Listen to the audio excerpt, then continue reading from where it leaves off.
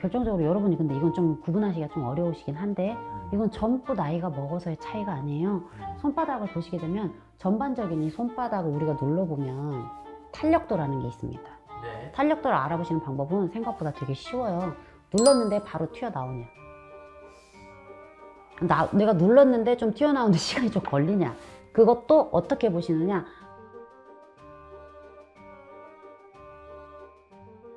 안녕하세요, 선생님. 네. 네, 선생님. 2026년 현금 운이 좋아지는 손금. 네.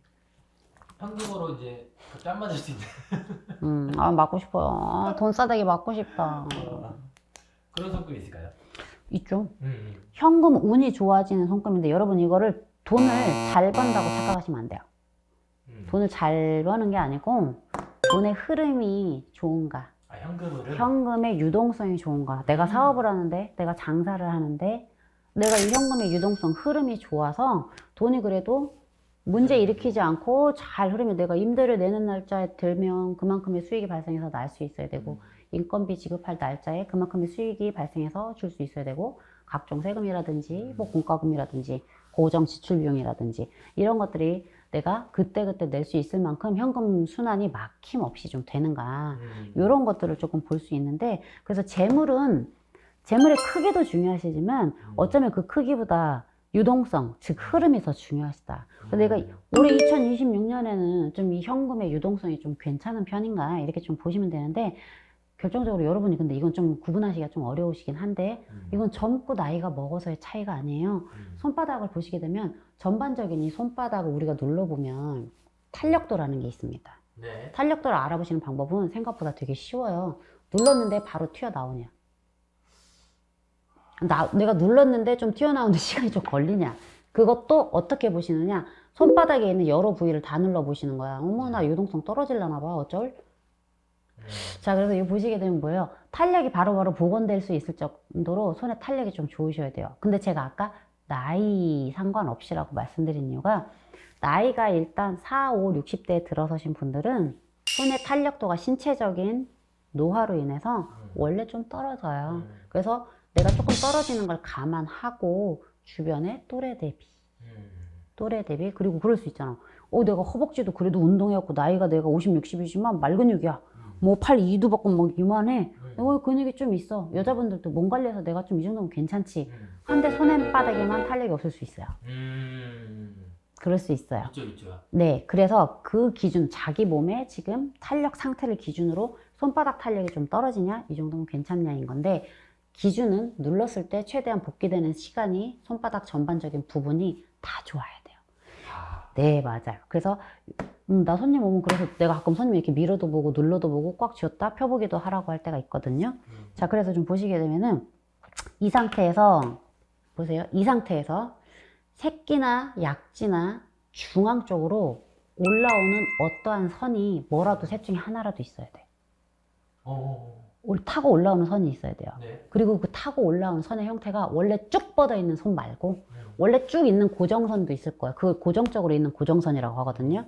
근데 원래 있는 고정선이라 하더라도 끝으로 오면서 조금 흐릿해지는 게 좋아요.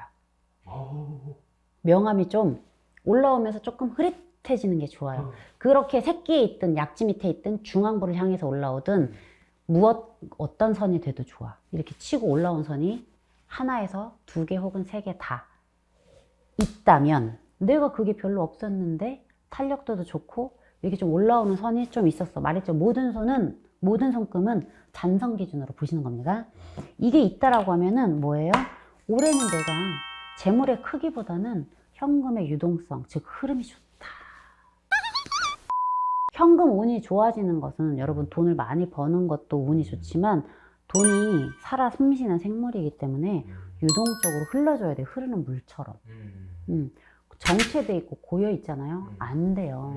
그러니까 여러분들, 내가 돈을 많이 벌고 모으기 위해서 막 집안에 금고에다가 막 이렇게 막 확 쏴두고 꼭 쥐고 쓰지 않고, 돈이 있는데도 내가 사회 경제 순환에 기여가 되지 않는 분들이 있어. 스크루지나 자린고비처럼. 그런 분들이 있다면 묶여있는 돈의 숨통을 좀 틔워주셔라. 집에 금고가 없어요가 아니에요, 여러분. 여러분 통장에 있는 돈. 물론 우리 같거나 대부분의 사람들은 뭐예요? 통장에서 돈이 유동적인, 이거는 유동이 아니야. 쓰나미지. 돈이 막 들어오면서 막 확 훑고 지나가, 뭐가.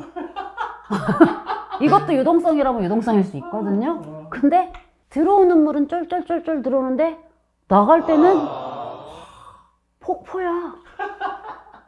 통장에서 막 돈이 막 절절절절절 들어오다가 갑자기 물살이 거세져. 여러분, 그래도 그것도 유동성입니다. 그런 유동성이 있다면 그래도 여러분들은 괜찮은 거예요. 근데 내가 고여 있어, 통장에. 정체돼 있어. 물론 잘 보이는 분들하고는 약간 차이가 있지만 우리 같이 서민, 평민 기준으로는요, 통장에서 들고 날고가 원활하고 순환만 잘 돼도 괜찮은 해예요. 내가 이렇게 물이 흐르다가 갑자기 또 쫄쫄쫄쫄쫄 막혀서 유동성이 좋아지지 않으면 힘들어요. 그래서 내가 확 나가지만 또 순환돼서 들어오고 이럴 수 있는 구조라는 것은 손의 탄력과 아까 말한 새끼, 약지, 중지를 향해서 뻗어 나가고 있는 선이 갖춰져 있으시다면 그래도 올해 현금 흐름 자체는 경기가 안 좋은 것 대비해서는 무난하게 가겠다.